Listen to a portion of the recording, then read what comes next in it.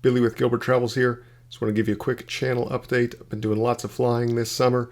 Have not had a lot of spare time for editing, but I have some great trips coming up here to start posting in the fall here soon.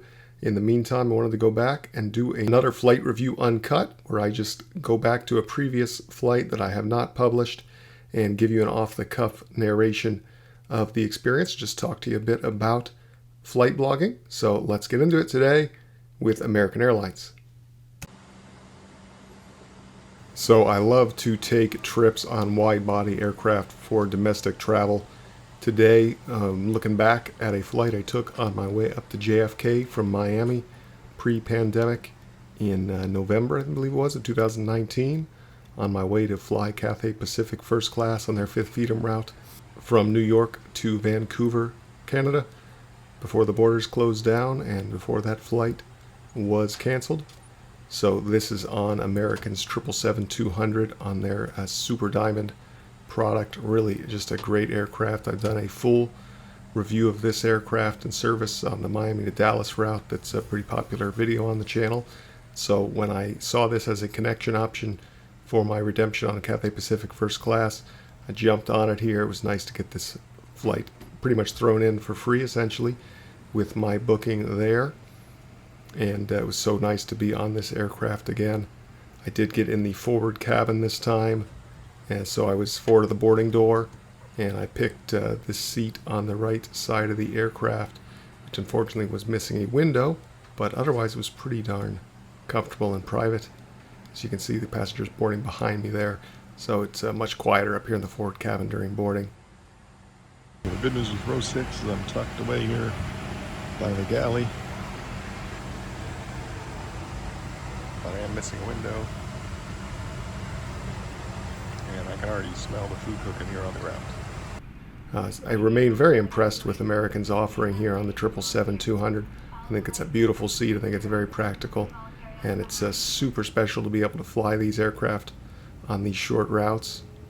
So Miami is used to be my primary airport when I lived there in South Florida. I've since moved over here to Washington State, but been back to Miami since, and this is a beautiful day for a flight heading past Bahamas Air, a airline that I've flown in the past before the channel and would like to go back and fly again and give you a review.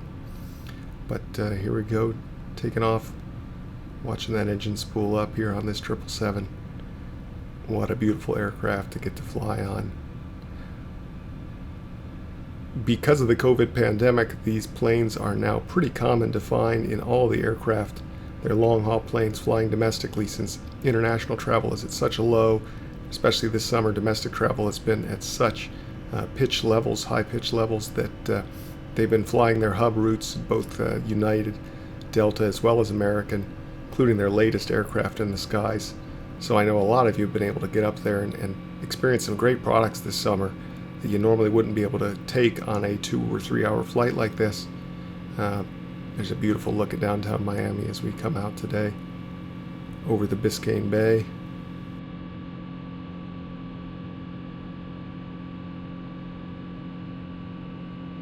One major remaining difference, though, is on these routes, except for their premium transcontinental service, they still have very low levels of onboard catering, even up here in first class. Back when I took this flight, we were entitled to a full hot meal service with real glassware, hot towels, all that kind of good, happy stuff that now is not offered really on all but the very longest of their domestic services on premium routes like LA to Miami or LA to JFK. So this was the breakfast enchilada. It's just actually a better meal than it appears in the videos, and took some time on this flight to edit one of my videos from my last Europe trip series while enjoying a gin and tonic. Love seeing other aircraft going by in the skies as well. And here we are a couple hours later, coming in on approach into New York JFK.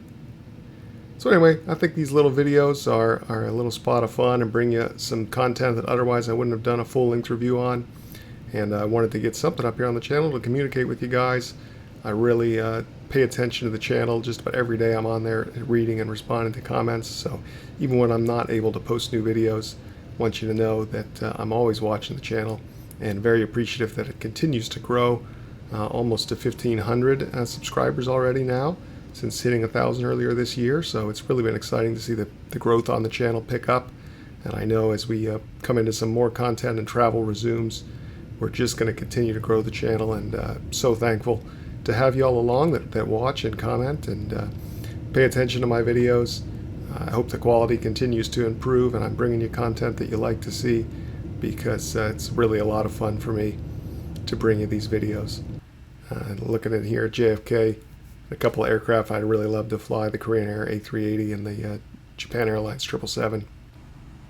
And another look at American 777. As we come into the gate today, this was a really great trip for me, and I hope you enjoyed coming along today. Bailey with Global Travels, and I'll see you on the next flight.